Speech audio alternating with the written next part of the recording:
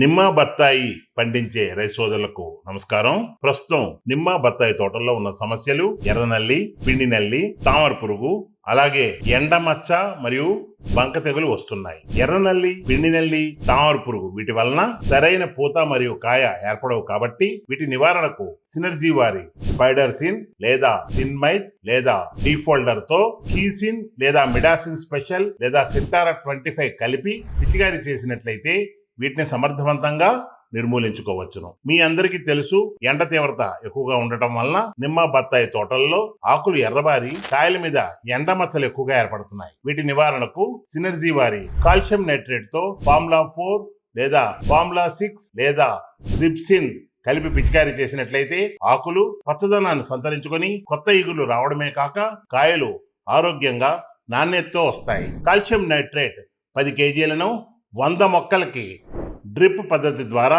ఎక్కించుకోవచ్చును.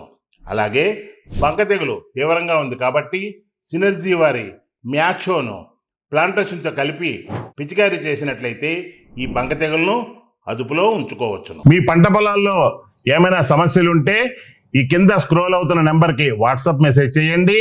మేము వాటి మీద పూర్తి వివరాలతో వీడియోస్ తీసి ఇందులో పొందుపరుస్తాము. సినర్జీ అగ్రోకెమికల్స్ యూట్యూబ్ ఛానల్ని సబ్స్క్రైబ్ చేయండి.